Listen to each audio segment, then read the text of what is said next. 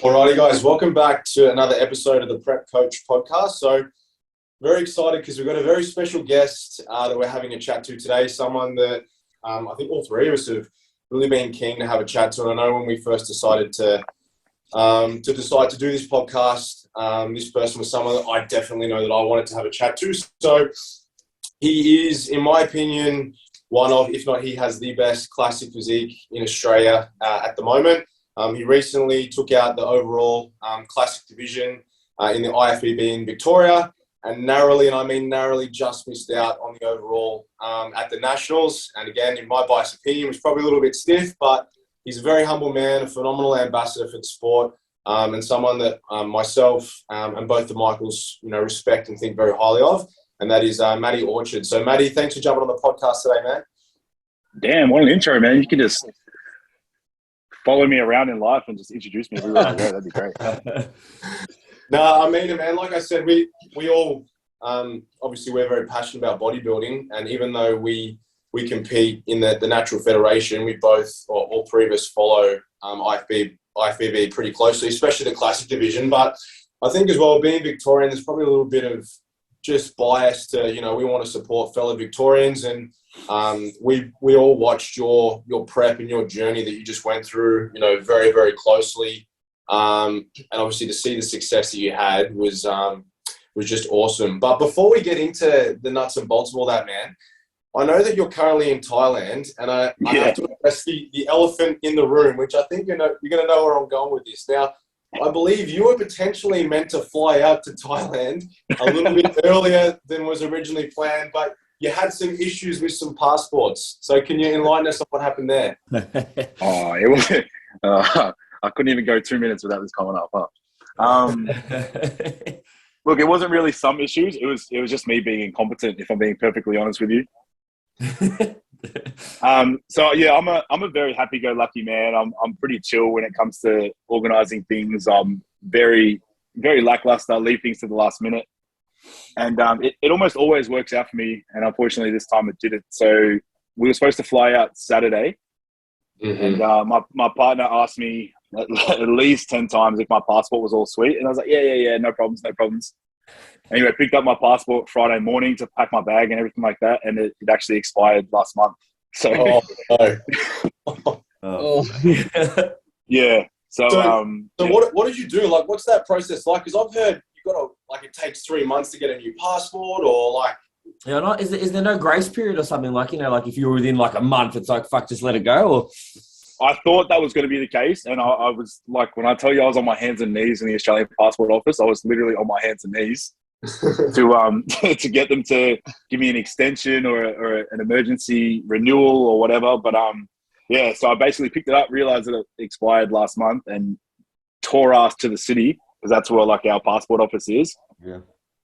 Had to get the renewal done. And then, yeah, like you said, a lot of passports can sort of take 6 to 10 weeks at the moment, especially with like everyone trying to get back overseas and stuff like that. Yeah.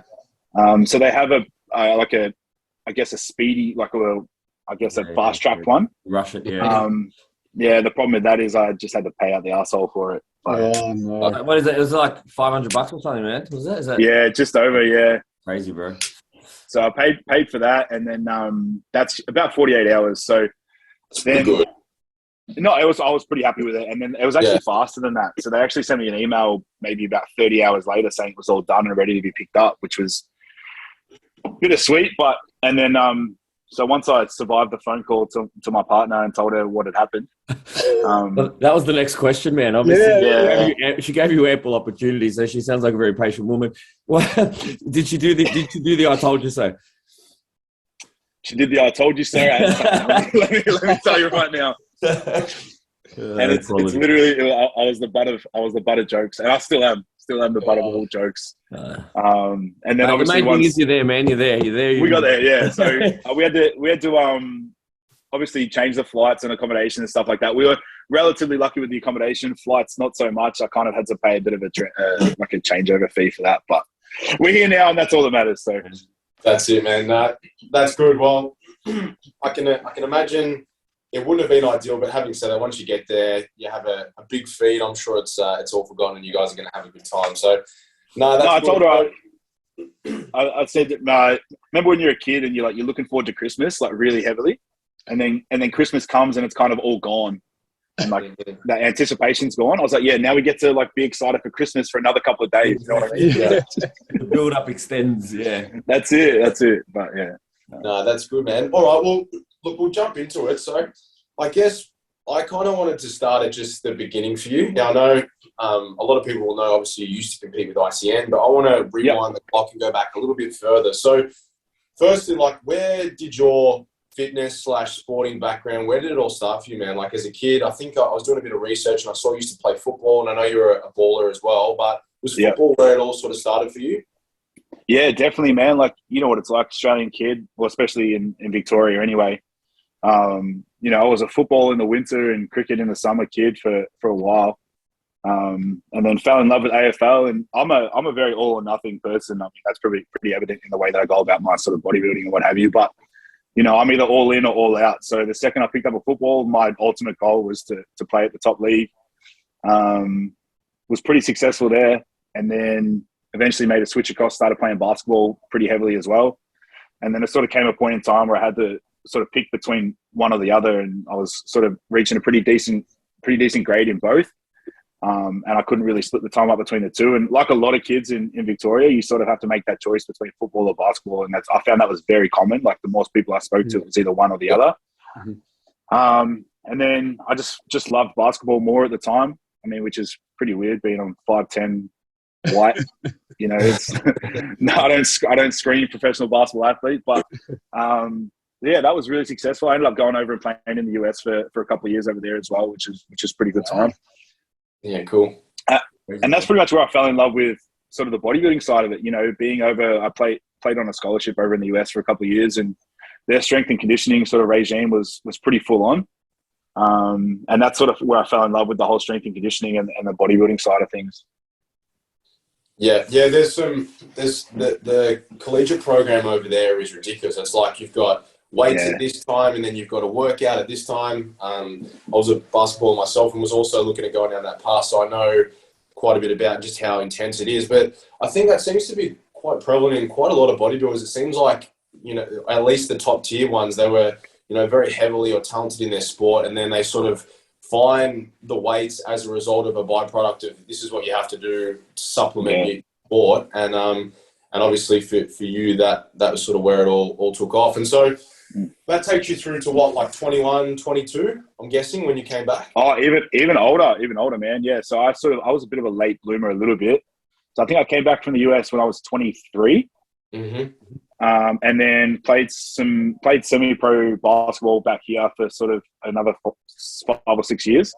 And then sort of towards the end of basketball is where I picked up bodybuilding. And then I actually did my ICN show whilst playing pro ball here, and then my first IFBB show whilst playing pro here as well. Oh, wow. And it is not very conducive trying to be a competitive bodybuilder, professional basketball player at the same time. So, and again, I kind of came to a bit of a crossroads again in life, and was like, I sort of had to pick one or the other. And I felt like I'd sort of ticked all the boxes that I really could from a basketball perspective. And, you know, I love a new challenge and I love a new opportunity to sort of grow and progress in something. So I sort of put the basketball shoes down and picked up some heavier dumbbells. And so what age were you when you actually made the decision to just draw a line in the sand and now I'm just going to be a bodybuilder? Yeah, I was actually 28, so pretty late for a lot of bodybuilders and in terms of competing and things like that. So I did my ICN show when I was 27, so 4 years ago now. And then yeah, I've sort of just been bodybuilding full time ever since. Yeah, and that was Physique, wasn't it? I think I saw the a little while ago. I think I saw it on Adam's story ages ago. Yeah, it was your original in the board shots. It was a good comparison shot, actually, man. For sure, yeah, appreciate that. Thank you. What's that's cool. I was just saying, like, what was like your stage weight back then? Like, how long was it? What was your stage weight? Like, give us some details about that. So my first prep, I actually worked with Tim Martin, and have a lot of respect for Tim Martin. He's pretty well known in the natural federations. And he honestly made that prep probably the easiest of all my preps, to be honest with you. Wow. So I think my first stage, I think I was around 70 78, 79 kilos, I think, on stage in the ICN. Yeah. And that's what you said, 5'11", yeah? 5'10", 5'11"? 5'10", yeah, 5'10". I used to tell people I was 5'11". Basketball, especially in basketball. Yeah, that's it, yeah. And so did you only ever do one ICN show or? I did one season. So I competed twice. So I did the Vicks and then the Nationals that year. I think it would have been 2017. Now that I think about it, 2017, the season B, 2017. Yep. So I did the Victorian show, then the national titles, and then yeah, that was me. I won a few titles in ICN. I was like, all right, time to do something a little bit bigger.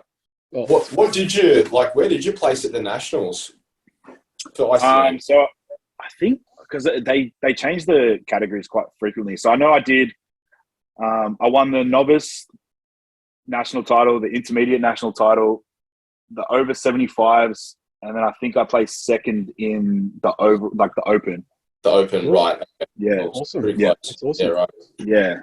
Nice. So I was pretty stoked. Like first season of competing, I didn't really know what I was walking into. I didn't really know how to go about it, and I sort of was just winging it as I went along. And like I said, I had Tim in my corner, who's a very seasoned competitor, and he helped me through that entire process. And you know, I was doing my posing with Vicky, like everyone else in Victoria, and things like that. So, you know, being around the right people, and that's kind of the way I've gone about my whole life, really. If I don't know something, I find the person who knows the most about it and kind of just leech off them for as much as I can. And there's always someone that knows more about something than you do. So if you're the smartest person in the room, you're in the wrong room as far as I'm concerned. Awesome. Agreed. Yeah, awesome. Yeah, cool. And so from there, obviously, 2017 Nationals, you did that. I'm guessing you got bit by the bug and realised, how good's bodybuilding? This is what I want to do. Did you then just basically decide, okay, now I'm done with ICN. I want to go over to IFBB. Obviously, IFBB is not an actual federation. Did you how was the thought process constructed throughout that? Yeah, like I sort of mentioned earlier, like I'm a very all or nothing person. Very competitive, like to a fault sometimes. And that was pretty much the driving force. It was like, okay, I want to be the best that I can at this. And, you know, like obviously, you know, going over to the dark side and things like that. And again, making sure I got the knowledge about it and asked the right people and people that have sort of been down that road before, and surrounded myself with a pretty good group of people that sort of helped me through that. But yeah, that was kind of the process. And, you know, you see the Olympias and big monsters on social media and stuff like that. And like I said, I was kind of all or nothing. So. Who helped you with that transition? Like, who are those people that you reached out to and they kind of helped you with that? There's a couple of people locally that sort of don't compete anymore. A really good friend of mine, Tom Rodriguez, he's down my way. He coaches a lot of ICM people. You'd see him at a lot of natural federations and shows, and he sort of helped steer me in the right direction. And worked with a coach initially that probably wasn't the greatest way to go about it.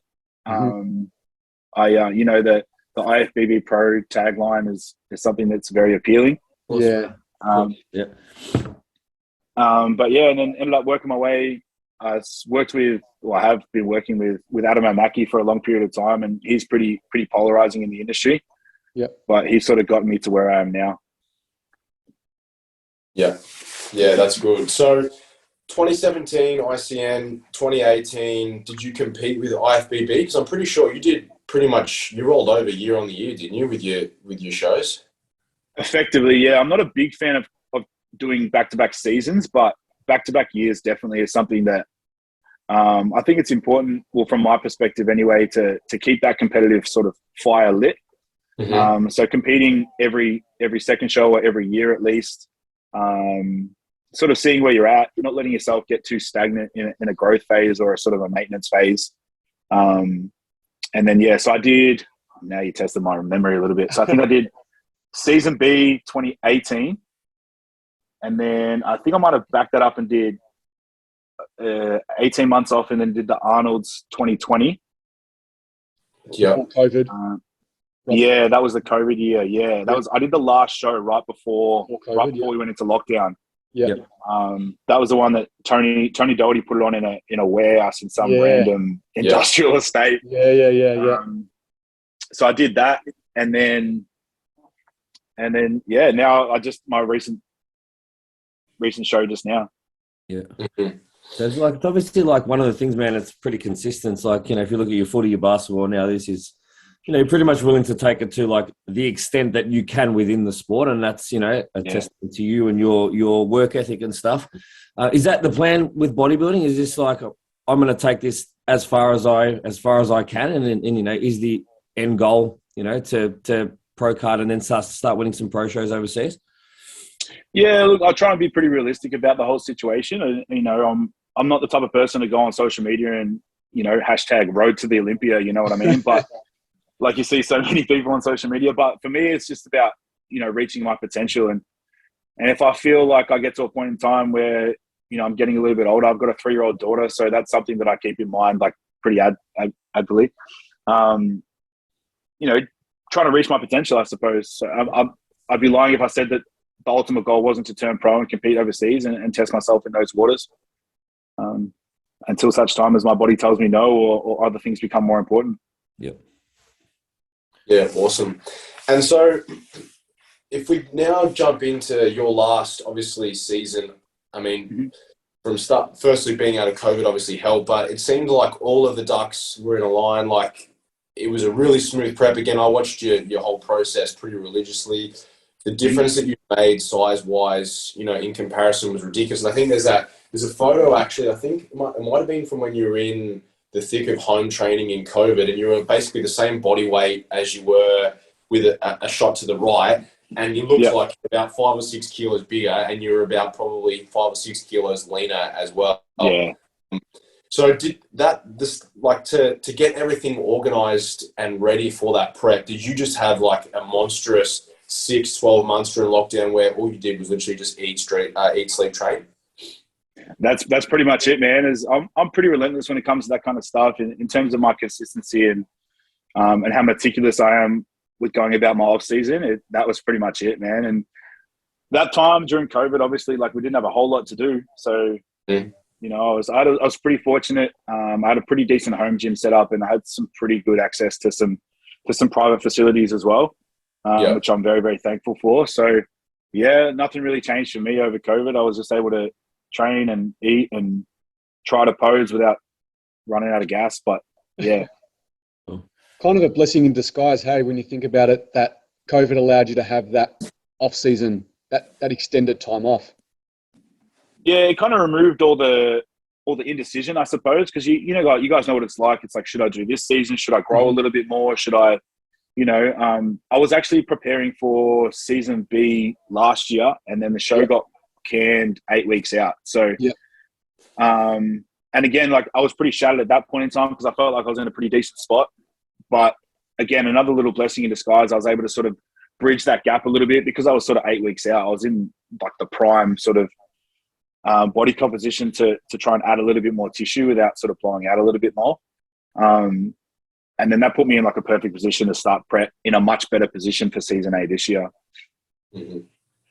Nice. And so when did you actually start prep? Like, how long does your prep normally start to finish? Do you allow 24 weeks? Like, for most of us natural guys, I mean, like Michael, your prep would have been 30, 32 weeks out, I'm guessing, when you started? Yeah, for me, so yeah, from when I started to my first show coming up is 30 weeks, but then my last show is going to be like 36 or more weeks. Yeah, wow. That's impressive, man. Mine was 28, I think, Scotty. We did 28 last one. Yeah. And that year that we were talking about when you did that show in Tony Doherty's warehouse, I actually competed in 2020. I think my prep was about 40 weeks, not by choice, but purely just through like shows getting pushed back. So I guess the advantage, unfortunately for us as naturals, it does take a little bit longer. And obviously we don't have the access to pharmacology, but do you normally do you sort of have a set duration, or is it dependent on composition levels, where you're at, predicted rate of loss, and so on? Yeah, I guess by this sort of time, I sort of know my body pretty well. Mm-hmm. So for me, like I can get lean really, really quickly, but I shrink like something shocking. So for me, it's about extending that prep and coming in as full as possible. Obviously, bodybuilding, that's kind of what you want to do. You want to maintain as much muscle mass as possible. And it's it's not a performance-based sport, it's an aesthetic-based sport. So you want to keep that look. So for me, yeah, usually between sort of 18 to 22 weeks is a good spot for me, because I do like to gradually sort of pull it in and not do anything too drastic. And, you know, speaking in terms of pharmacology, I like to use as little as possible. And I know a lot of guys say that, but, you know, I'm very open with it. And the less I have to use, the better, my body, the better my longevity. And in my opinion, the better my look is on stage as well.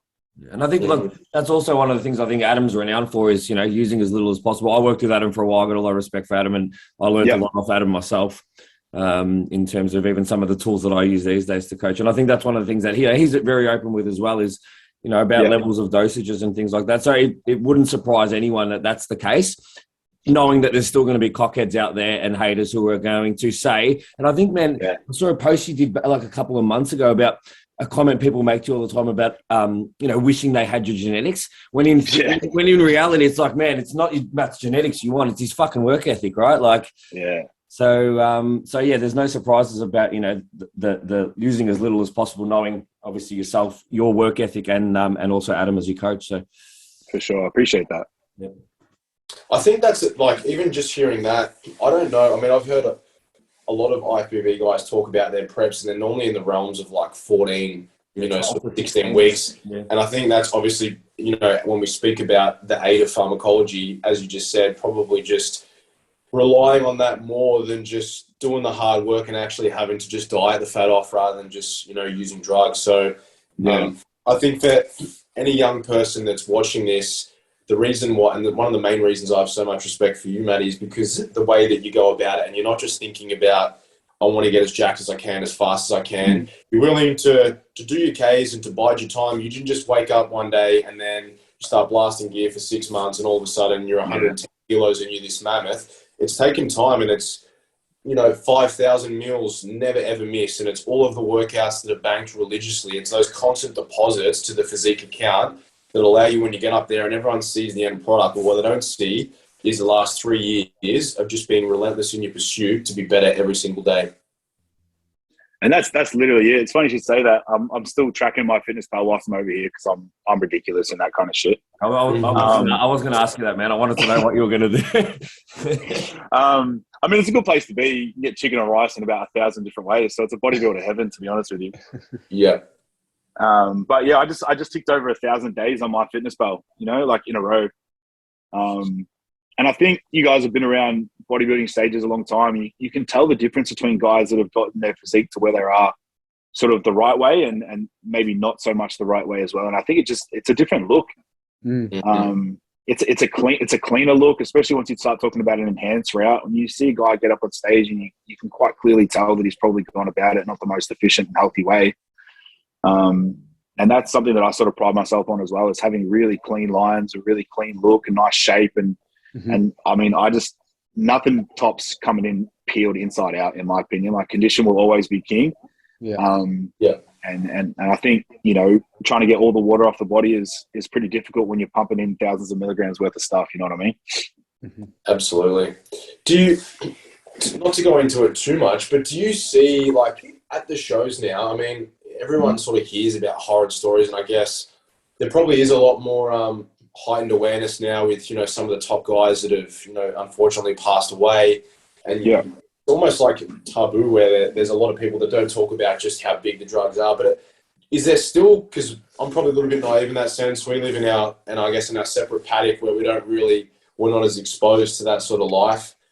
Is there quite a lot of drug abuse that's still going on? You know, I know we all follow Adam, and he seems pretty adamant that there is. Do you find that, like, even just speaking to other competitors, that maybe people are just still doing it the wrong way? 100%, man.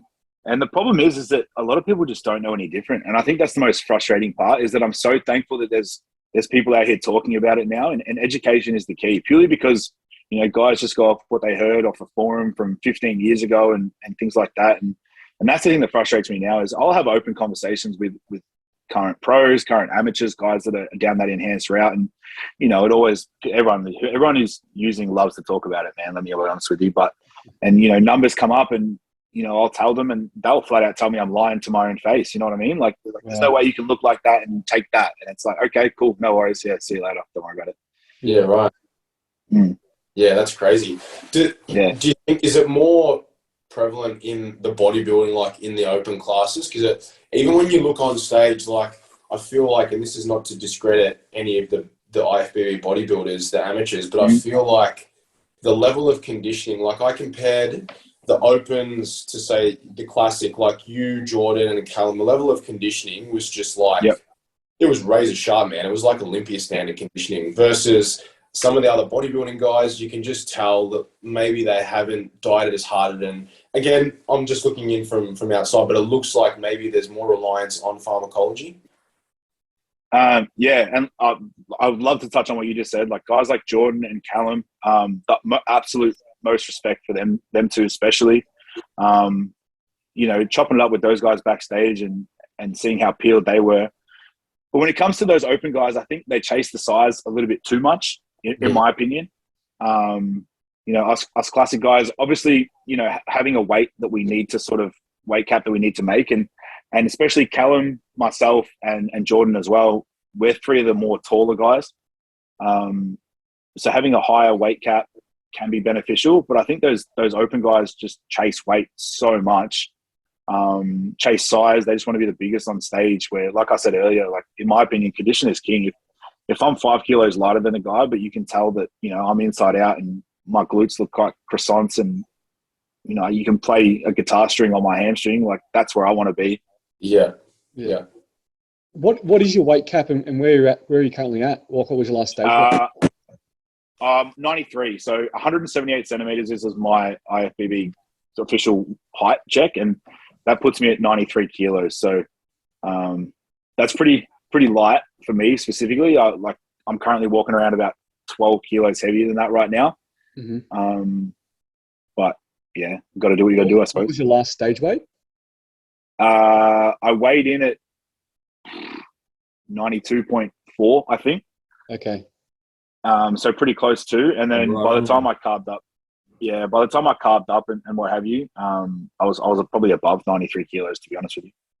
Mate, can I just ask specifically for your last prep? Like I noticed, like you from the back, man, the improvements were like freaking phenomenal, right? Like from rear delts, the lat ratio, like even glutes and hams. Was that something that you and Adam like specifically focus on, or did the magic just happen? Like, or was there a bit of extra volume? Because I know you probably run a DUP training style. I'm guessing. But was there a lot of focus put on the back from last comp to the one you just did? Definitely the posterior chain got a lot of attention. There's a pretty ongoing joke that I came out the womb with cap delts. So I've probably done a total of 4 lateral raises in the past 2 years, to be perfectly honest with you. Like I don't train shoulders at all. And that's just a genetic thing. And from the front, I've always had a reasonably symmetrical and streamlined midsection. Like that's always been a strength of mine. But definitely from the back with the, thickness of width's always kind of been there, but in terms of adding that density and that tissue to the back and really digging out the hamstrings and the glutes and things like that, it's the old age adage that shows a one from the back. And that was kind of the way we attacked the last show. And I feel like that's definitely where I separated myself. Once we turned to the rear of the stage and hit a back double, it was kind of lights out from there, to be honest with you. Yeah, it was. So then at that kind of coming towards that top end of the weight cap, do you know what you need to improve on next? Did you get any judges' feedback? Do you know what you want to work on? How much size do you need to put on? Those kind of things. I can definitely another sort of 2 kilos was the first number that sort of jumped out at me. Thankfully, being in an untested federation, you can manipulate water and things like that a little bit more. So if you really do need to suck down and make weight, you can sort of play around with some extra tools in order to do that. For me, my arms have always been a weak point, which is a bit disappointing because everyone loves big arms. And then, some outer quad sweep, a little bit of chest, things like that. Like this is just being nitpicky. I mean, we all sort of go through our own physiques with a fine tooth comb and and can identify things that a lot of people probably can't. But that's bodybuilding, I suppose. There'd be probably 100 competitors listening to this who are probably shocked that you can even look at your physique and pick out something negative, right? But that's probably the sign of like a true athlete who is at that top tier level, who's literally willing to find that 1% difference to be the absolute best. So, yeah. Just going back to what you mentioned about health, what are some of the things that you do implement to make sure that you are, staying healthy and on track and where you need to be? Yeah, well, definitely blood work's number one. And guys, the thing that sort of bothers me the most about situations is guys that will get blood work done, after they've been off or cruising for months at a time. And, they'll always get their blood pressure and their heart rate and their blood work done at the most like suitable time. Yeah. Like you'll never hear of a guy getting blood work done 4 weeks after a show. You know what I mean? Yeah. But that's something that I really do like to stay on top of, getting blood work, making sure that, understanding the risks and the damage that can be done, and making sure that I'm taking what I can be to help, I guess, mitigate any risks that are involved with being enhanced. So making sure that, my liver's taken care of, all my heart and blood pressure and stuff like that's constantly being checked and worked on, and I'm doing the right things. And even in my off season, cardio is always somewhat implemented. Blood pressure is always managed as best as possible, because those are things that can sort of get away from you pretty quickly. And if you're not checking blood work for 6, 8, 12 months at a time, a lot of stuff can go wrong in that amount of time. So yeah. And even just in terms of like natural supplements, for general health, I know Adam's list is pretty fucking extensive, man. Like covers everything. So you got the best of both worlds there as well. Oh man, my iHerb order is getting pretty extensive, man. Let me tell you right now. So with the show that's just gone, obviously, you had quite a lot of success. You took out the VIX. You really had momentum. And I personally thought it was going to be out of you and Jordan. I was really surprised that he actually didn't get through this open class. What was the feedback? I mean, like I said, we're probably a little bit more biased because, we're in your camp with Victoria, but, you appeared to be quite a lot bigger than Callum. I know Callum's got a very aesthetic, pleasing physique. And again, not taking anything away from him because he's a phenomenal athlete. What was the feedback that you got? And I mean, rolling into that, obviously confidence was obviously very high. How was all of that? Yeah, it was a roller coaster, to be honest with you. Won the VIX apparently quite convincingly. That was unanimous. And then so picked up momentum with that, and everyone sort of looks one way on social media and then a little bit different in real life. So there's only so much you can sort of take away from seeing guys competing in other state shows and to sort of see them sort of live in person. Mm-hmm. Condition-wise, I mean, like I said, I do everything I can to get in the best condition that I can be. So that's never really an issue for me. I know that 9 times out of 10, maybe even more frequently, I'm usually the best condition on stage. And just from chatting to Callum, I think he's at least an inch or two taller than me.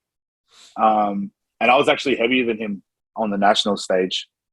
So obviously carrying a little bit more muscle, and I guess it was probably a flip of the coin, if not maybe slanted to me a little bit in terms of conditioning. But the major feedback for me was maybe just structure. Like I said, him being a little bit taller, a little bit of a longer torso, I guess his frame sort of fitted what they sort of wanted a little bit more, which is completely fair enough. Yeah, right. So how do you then, as an athlete, because again, like I said, looking at it, you looked, obviously there's a lot more of a size difference. Like I think if someone was to walk in and see you guys working out, it's night and day in my opinion. So how do you then take that feedback? Like what can you now do to, obviously the ultimate goal is to get the card. So how do you go away? What do you need to do? Because obviously your muscular architecture, you can't change that. Like obviously you can add to it in terms of adding tissue to different areas, but you can't change the way that your bone structure is. Do you know what I mean? Yeah.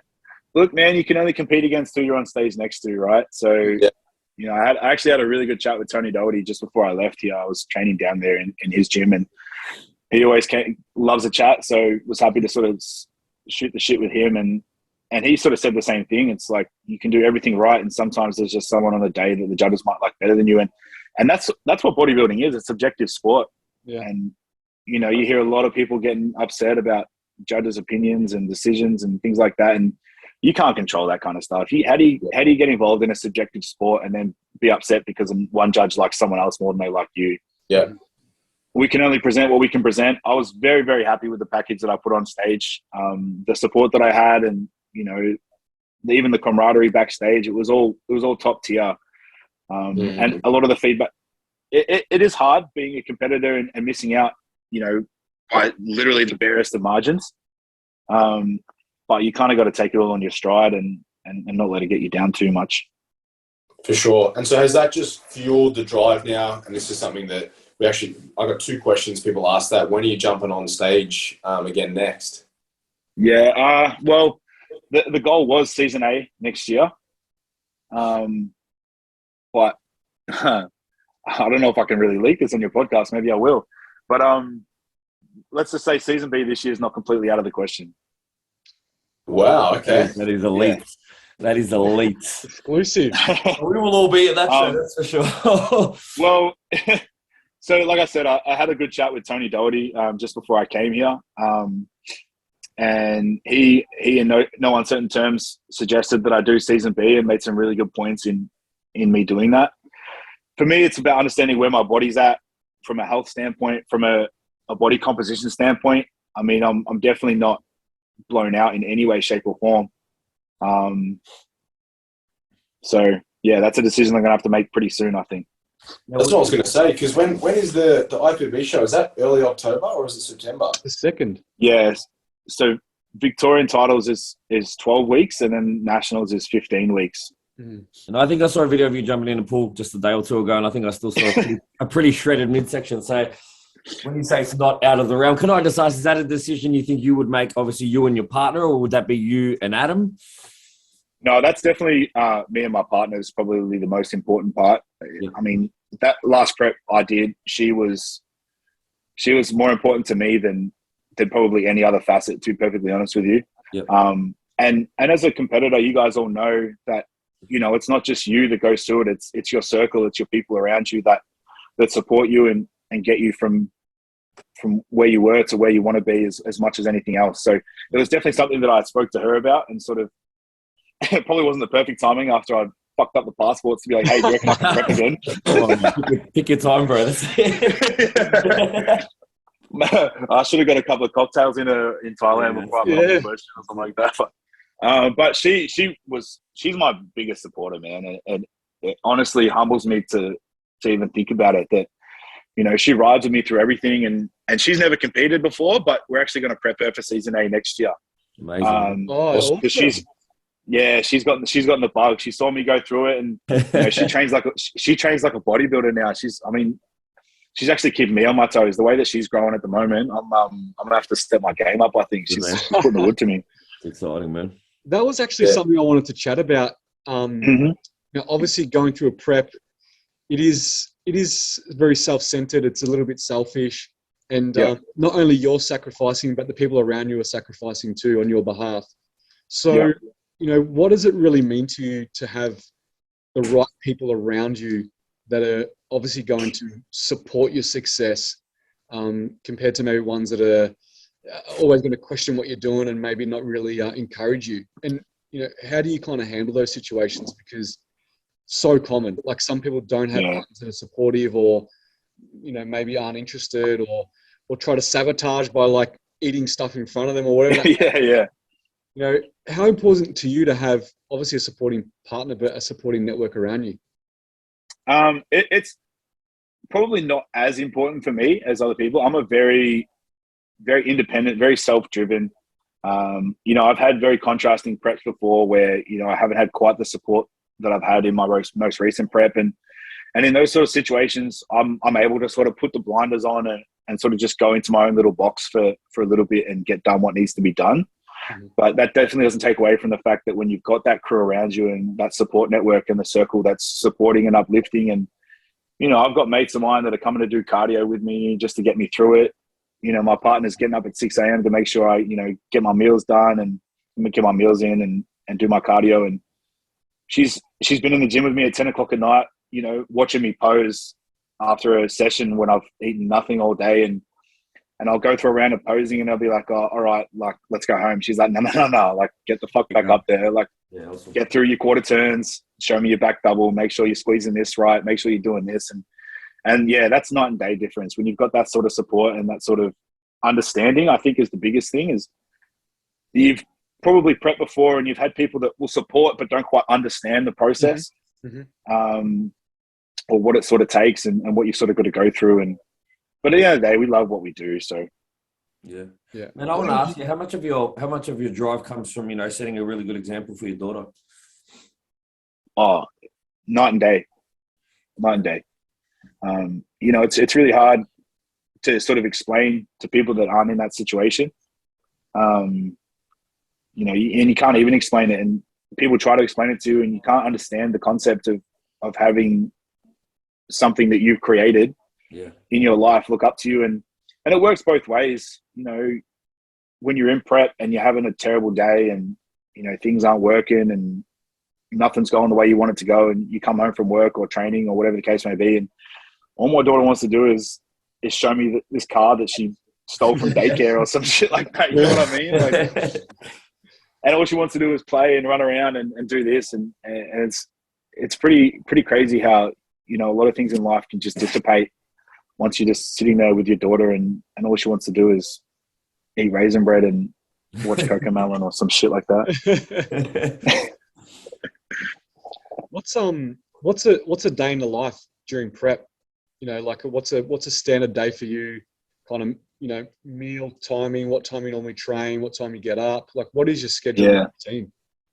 I'm a creature of habit for sure. So I have no problems doing the same thing day in, day out, every single day. And that's something that I always attribute sort of my success to. It's just my consistency and my relentlessness to just do the same thing over and over again. And I tell everyone, I'm like, bodybuilding's boring, man. Like, boring as shit. Like, you get up, you do the same thing, you eat the same meal. So for me, it's definitely get up, make sure I get all like AM vitamins, drink a bunch of water, usually fasted cardio, even though there's no science that backs that, I understand, but I just prefer my fasted cardio.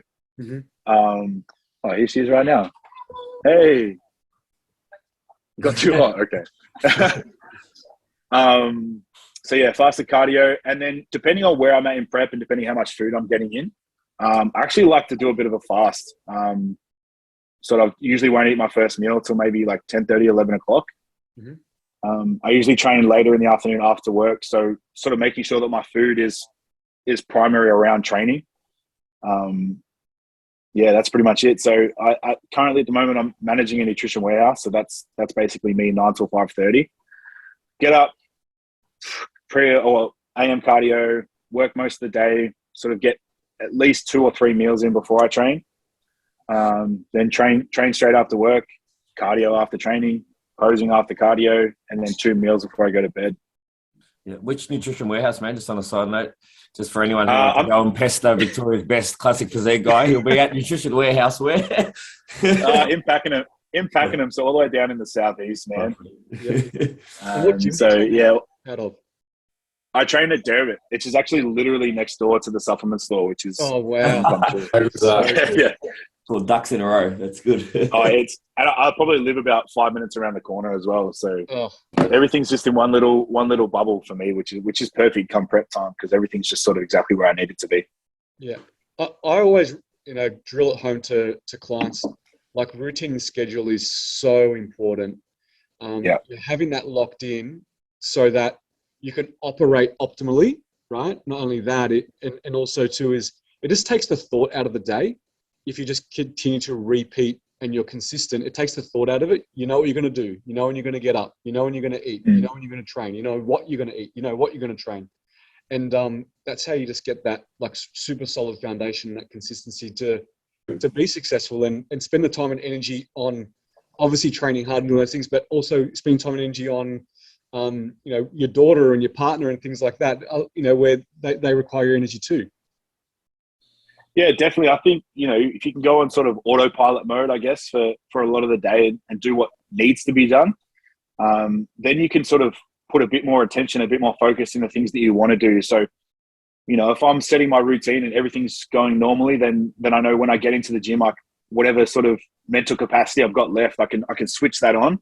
And that gets my full attention at that moment. And then same thing, once I get everything sorted and all my ducks in a row and, I go home and my daughter's there, I can sort of switch off for an hour and spend time with her, no problems whatsoever. And, I know I've got my routine that I can easily go back to, no problems whatsoever. Yeah. Do you have a training partner at all? You're a solo person, headphones on, in your head, just get it done?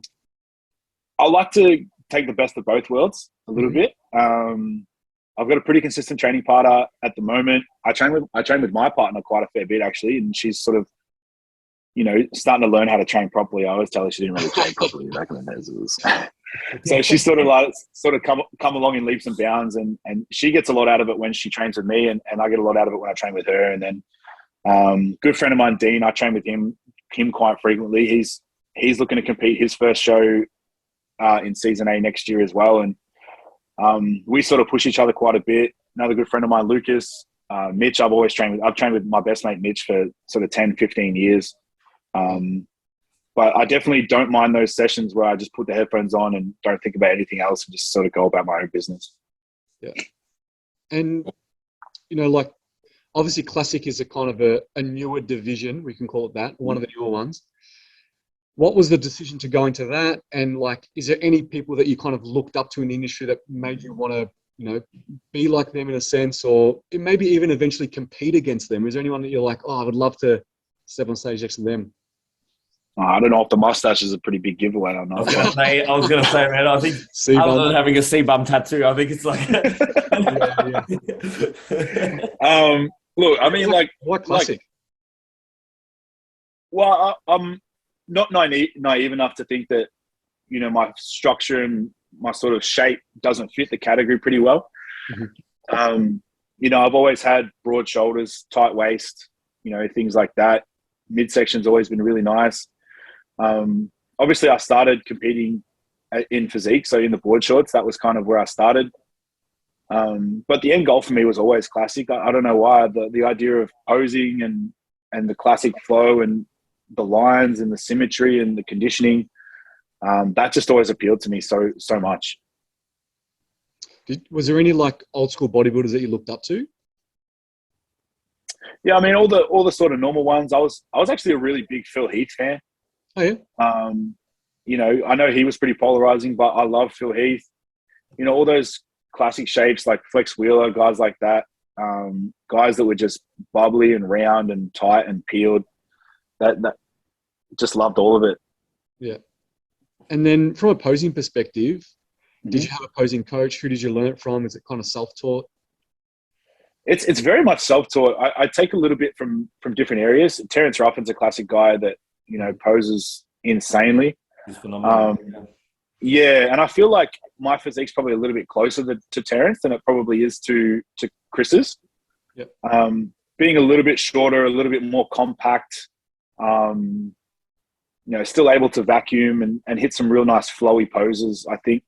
So I take a little bit from that, a little bit from Chris, a little bit from, I've studied Pete Hartwig pretty well and got to compete against him, and he's an amazing poser. And also I think you really need to understand what poses fit your body really well. So one pose that looks insane on someone might look horrible on you and vice versa. So it's all about finding what suits your physique best. And I play around with that quite a lot, trying different poses and different transitions and things like that.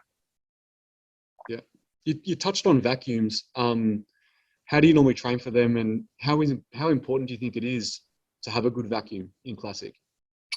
Yeah, look, it's kind of really been the new age thing. I think if you can't vacuum, you're not classic, and I don't really subscribe to that thought process too much.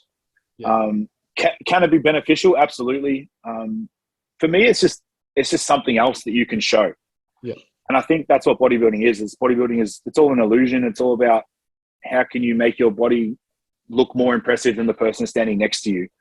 And I mean, in layman's terms, that's bodybuilding, isn't it? Like, how can you get people to look at you more than they look at someone else, and why is that? I've always sort of been able to vacuum. It's kind of genetically just been a thing and something that I've worked on. And like anything else in life, the more you do it, the better you get at it. So it's just about sort of understanding how it works and practicing that and what poses that it will look good in and what poses that it probably won't. Yeah. Just like the rumor that you came out with Cap Delta, we're going to start one that said you also came out in a vacuum pose. I came out the womb in a vacuum doing lateral raises. Oh, that's now, I think Scotty, did you have any training questions? Yeah, I did. So I was going to say, because we're coming up on the hour. Oh, Jesus, that flew you out. Mindful of Matty's time. So we had a few questions. Now, some of them already answered, but one of them was around the DUP with your training. I mean, obviously, everyone's always intrigued as to what you're doing training-wise, and even I am a little bit, because I mean, one thing that which really drew me to you early on was just seeing how heavy you train. Like, there's not too many guys. Like, you're a 300-kilo deadlifter, you know, is 260 or 240s, 260 squat, like just super, super heavy lifts. Is that something that I mean, I'm a big believer of that. Do you attribute a lot of your density to like being able to really, you know, move some heavy fucking weight? Absolutely, man. And that's probably one of the biggest things is strong muscles are big muscles, you know, like there's no two ways about it. And I've always loved training, you know, even before I was, you know, into bodybuilding. You know, you guys all remember the days back in the gym with your boys, like seeing who can bench the most, who can do this and do that. And of course, you sort of go through the points in time and stages where you're probably not doing it the most efficient and best way. You're just trying to move weight from point A to point B. But, you know, I was always strong. Even before I became enhanced, I could squat 180 kilos, bench 140, deadlift 220, 230 sort of thing. So, take the heaviest weight you can move in a sort of a healthy range, in a full range of motion, and do as many reps as you can with that. It's definitely something that I subscribe to. Yeah, that's it. Yeah. So just in terms of DUP, because like it's not a lot of people, there'd be a lot of people who hadn't heard of DUP. Yep. So would I be right in assuming, so you pretty much run through like you would have a low rep day, a heavy low rep day, a day that's kind of in the middle, and then a very high volume day pretty much for each, you know, push-pull leg type split? Yeah, so for people that sort of don't really know, DUP is daily undulating periodization. So effectively, it's just a really fancy way of saying every single day you do a different type of volume. That's it. For example, sort of a normal breakdown of a week for me would be like a Monday would be, let's say, a heavy push day. So push doesn't involve delts, so it's just chest and triceps. So a heavy push day. So that would be like, you know, working in the rep range of sort of 6 to 8 sort of reps. So quite heavy. And then your Tuesday would be maybe a high rep back day. So you're sort of sitting between sort of like the 15 to 20 rep range or 12 to 15 rep range for back. And then you do maybe a moderate leg day, which is sort of somewhere volume in between. I split my legs up into quads and hams. I separate the two. And then you'd sort of, your next push day would be more of a higher volume push day. So you're never doing like a heavy chest day and then a heavy chest day the next time you train chest, if that makes sense. Yeah. Yeah. I remember sending Adam some vomity face emojis from the 4x30 leg extensions. Putrid. Absolutely putrid. Putrid. Yeah. Obviously does the job for you, but yeah. And it's funny because I find that different muscle groups respond to different types of volume. You know, I've actually got a lot of response in terms of leg growth in the last sort of 12 to 18 months. And I honestly haven't squat anything even remotely heavy compared to what I used to do anyway. You know, the idea of moving as heavy as possible for sort of 3 to 5 reps these days is not sort of conducive to what I want to do. You know, creating a better mind muscle connection, squeezing a little bit better, time under tension, different loads, variable weights, things like that. That's how I've sort of elicited a really good response from definitely from a leg and a posterior chain sort of standpoint. Definitely. That's why I've added what I have in the past 12 months. Yeah. And in terms of your periodization, with your mesocycles, does Adam program them or you look after them yourself? Well, Adam and I have kind of worked together for just over 4 years now. So we've got a really good sort of working relationship where we sort of understand, you know, it's funny because, you know, I'll send him a check-in, and then we talk very often, and he's a big basketball fan as well. And, you know, we'll get a week will go by and we chatted about everything that's not bodybuilding related. And I was like, hey, just, did you get my check-in just out of curiosity? Like, and he's like, yeah, all good. Keep doing what you're doing. No stress. All good. Yeah, cool. So I guess we've kind of worked long enough together where I sort of understand how his mind works. He knows my work ethic and the way I go about my business. And there's definitely a mutual respect there between the two of us, and that he knows that I'm going to get done what I need to get done and things like that. So with the programming side of it, because if there's any younger bodybuilders that are coming up in terms of how you go about it, especially following DUP, I would assume that you don't just make up your workouts on the fly every session. There would be some sort of formalized programming. Like, do you have a specific volume allotment that you want to deposit between this push day and that pull day and so on? Yeah, so I track all my workouts as well. I use a logging app to track all my workouts and to make sure that I'm in the right total volume. You know, and it's crazy. Once you start tracking your workouts, you really see how much of a difference different days in terms of total load. So, you know, on some high rep leg days, I can move up to, you know, 50 tons worth of total volume. And then on some of those lower volume days, it's only around sort of like the 10 to 15,000 kilograms moved. But, you know, the response on the central nervous system and the total time under tension can be pretty crazy.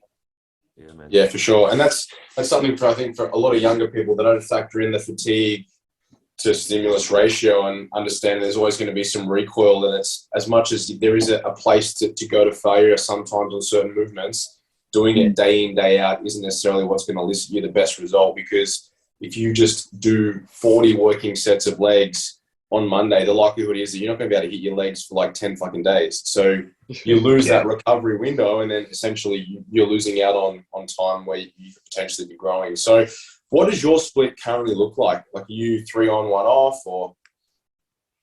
I don't like to subscribe to a very set sort of split because I'm a really, really big advocate of sort of listening to my own body.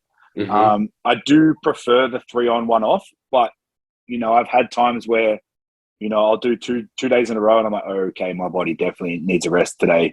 And then I'll sort of change my split up that way, or vice versa. Sometimes if I'm doing some more higher volume and sort of less central nervous taxing movements, when I'm supposed to rest, if I'm feeling really, really good, then, you know, I'll probably go in and hit an arm day or something to that effect.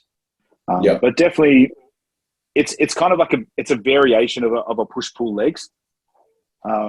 Push-pull legs rest. So, you know, chest and tries, back and bis, a leg day, whether it be quad or hamstring dominant, and then a rest day. And then I'm training a little bit more arms, and I've added a second back day. It's kind of like a 9-day split. Okay. Yeah, nice. And that's all in with the goal to bring up, I mean, as you said, there's not really much more you can add on, although you did say your arms are probably the only piece to where you can add, because that kind of limits you too, doesn't it, with how much weight you've got left in your cap. Like, let's say hypothetically you were potentially going to do season B this year. Yeah. Obviously, there's a ceiling on just how high you can push, so you obviously need to be mindful about, like, and I suppose that's why you sort of would have to decide, because you don't want to get too heavy and then you've got to diet down too much. So does that make it a little bit trickier in terms of, like, say that if you spend too much time, you know, blowing up your legs, obviously you're a larger muscle group, it's potentially easier to add more tissue there. You could potentially creep over that cap, and then obviously you run into problems. Which was definitely something that sort of played on my mind when deciding whether or not doing season B this year, season A. You know, having a really long growth off season, I mean, isn't really conducive to me making my classic physique weight. So it's all about refinement at this point in time. Like I said, adding size to my arms is probably not going to affect my weight cap as much as slapping a heap of meat on my quad sweep. You know what I mean? Yeah. Mm-hmm. Yeah. I mean, and the blessing, I guess, in IFBB is once I do, hopefully, I mean, now that I've said that, turn pro, that my weight cap does increase. So, and what does it go up by? I can never remember exactly. I think it's about 4 or 5 kilos. Yeah, I think it's isn't it 10 pounds a year, which is 4 kilos, Yeah. 4.2 or something like that. I think, yeah, something like that. Yeah, and I mean, you guys understand that 4 kilos of tissue is an insane amount of tissue. That's huge, man. Yeah. Yeah, for sure. Yeah, as I try to explain this to clients when they're like, do you reckon is 2 kilos going to make a difference? I'm like, envision 2 kilograms of chicken breast and slap that all over your body in the spots where you need it, and it makes a big difference. Oh, yeah. Well, I guess the biggest, I mean, I'm not sure if you guys remember, obviously you saw the difference between the last time I was on stage and the most recent comp just gone. There was less than 2 kilos of tissue between those two shows. Wow. It's crazy, isn't it? And it looks like 8, man. Like, you know what I mean? It does. It really does, man. It really does. Yeah. That's crazy. And the same thing, you try and explain that to people, and it's like, oh, do you think I can add? And it works the other way. It's like, oh, I can easily add 5 kilos of tissue in the next 2 years, and I'm like, if you can do that, mate, like you're doing a fucking good job. 100%. Yeah, man, 100%. There was one more that we're gonna ask. We answered that one. So one of the ones, it's not so much about training, but you sort of did cover it, but I had 2 people that asked it, so I'll ask it anyway. Is the Olympia, is that a realistic goal? Is that something like, in all honesty, that you've, like I said, you're not one to patron on social media and say road to the O, but is that in your little black book at home, like that's where you envision yourself, and that's the ultimate goal that you want to get to? Yeah, look, I mean, like I said, I'm an all or nothing guy. I'm not competing and doing what I'm doing with my body to win a couple of local shows. I mean, yeah, why wouldn't I want to do that? Why wouldn't you want to compete against the best? And, I'm often looking, at pro shows over in the US and sort of thinking to myself, could I see myself standing against those guys and not being out of place? And in all honesty, I don't see why I couldn't. Agreed, man. Yeah, I agree, man. Especially if you think about adding an extra 4 kilograms to where you're already at. And if you stick 2 of those kilograms, if you stick a kilo on each arm, I reckon almost a guarantee there, bro. So, did you boys have anything else that you wanted to touch on? Not in terms of questions, obviously. Just man, having spoken to you now, I've been following your physique for ages. Obviously, having worked with Adam, I was a keen supporter of what you guys were doing. So, but now talking to you, man, just in terms of your professionalism, the way you articulate, and just your commitment to your level of athleticism is second to none, man. I just want to say, it's very inspiring, man. So that's very humbling, man. And that's one thing I really like to implore and apply to my own life, is that I think bodybuilding gets a bit of a bad rap sometimes, and there are some people in the industry that aren't sort of as positive and forthcoming and humble as they probably should or could be. And that's one thing that when my career is done, when I finish bodybuilding, like I'd rather be known as a good person than a good bodybuilder. And that's something that I always try and make sure that, whenever I'm backstage, I'm always chopping it up and talking shit. I mean, you'll very rarely find me not having a laugh at something stupid. Like, and, I can't stand people that, sit in their own box in their own corner in the corner of the room and don't want to socialize and don't want to talk to people and that all shit. Good. We saved it. Not bad, man. You got through a whole hour with no fuck. I was without that, yeah. So that's definitely, and that's something that I always try and keep in mind whenever I'm doing anything, is that I say this to my partner all the time, and I say this to anyone, is that you want to be who you needed when you were coming up. Yeah. And that's something that I live by a lot, is that trying to offer and help as many people as I can do be better or be happier or enjoy what they're doing, and that's sort of the be all and end all of what I want to be. Yeah, like exactly what Michael said too, and like we really appreciate you being open and honest and everything that you said, and your positivity, because we definitely need that in the industry, and we need people like you that are going to try to. I wasn't sure if you were naked in the background. She's good. She's good. To put a little R rating on the podcast for YouTube, man. Yeah, we just appreciate your time. Like, obviously you're on holiday, you've got your partner there, and you could be spending time doing other things, but you're talking to us 3 guys that just question you about your career and your life. But we really appreciate it. And we'll definitely be looking out for the news when it's locked in. Yeah. What And you told us, but, we appreciate it. So, yeah. The other thing I was going to say, mate, is having just taken over promoter for AMB Victoria, I'd love to talk to you about potentially some guest posing, man. I think that would be pretty exciting for the upcoming show in season B. And sounds like you're going to be fucking peeled anyway. So the timing might be right, but hey, Matt, maybe we'll stand together on stage. There you go. That would be insane. I have a great amount of respect. I tell everybody that'll listen that I have more respect for you guys than I do for anybody that's enhanced, man. Like, absolutely. People don't understand. We might have leaked a lot of good shit here today. We got Matty Orchard doing season B, and now he's guest posing at A and B. This could be this could be huge. Well, I might not even. I was going to try and keep it all low key, so maybe we'll just. We're not going to promote it, don't worry, bro. and the only people that will know about it are people that are listening to this podcast and they actually know what's going on. So I won't make the title Matty doing something. That's clickbait. That's clickbait 101. That's exactly what that is. That is clickbait. When is Matty competing? Find out. Matty reveals all. That's Matty goes on stage up against a natural bodybuilder. Count me in. Count me in 100%. Guest posing is something that I love posing, man. I know you're a great poser, man. So that's very humbling. It's something that I work on quite a lot, and purely from the aspect of you see guys that have some of the best physiques in the world, and they just don't know how to show it off, and nothing frustrates me more. That's huge. That's definitely going to be a calling card. Now that we can pencil it in, I'll make sure that everyone knows that he will, in fact, be guest posing at the AMB. There you go. There you go. We're both in. Sign me up. Let me put a proper contract together for you, man. Sounds like a plan.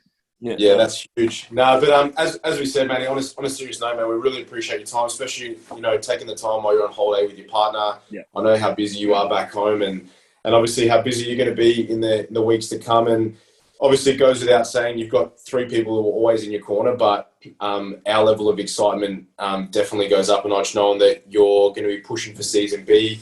And I have no doubt that you'll take all the success that you deserve, and that you'll definitely be walking away with the card in your hand. And I think after you do compete at the Nationals, we'd love to get you back on, and you can talk about the prep and the nuts and bolts, and hopefully this is a nice little omen for you to help you to get that ultimate prize that you've been striving for so long. So. Like I said, thanks very much, man. Enjoy the rest of your holiday. Have a great trip. And boys, don't forget we're all in Melbourne as well. So there is the opportunity for a catch up and maybe a big dirty training session as a group. So that sounds good to me. Yeah, man. Absolutely. No, that sounds great, man. So we'll let you enjoy the rest of your day, Matty. But yeah, have a safe trip, and we look forward to following the prep if it does go ahead, as I'm sure it will. I appreciate you guys having me on. As I said, a great amount of respect for all you 3 and what you do. And honestly, couldn't be more excited to be on here and chat shop with you guys. And hopefully, like you said, maybe after my next show, we'll jump on and then after the have some more things to talk about. Talk about when you're going to pencil in that pro show. Yeah, that's it. That's the plan. Yeah, man. Thanks, Matty. Take care, man. Have a great holiday, brother. All right. Thanks, guys. Appreciate it so much. Cheers, boys. Bye. See you, mate.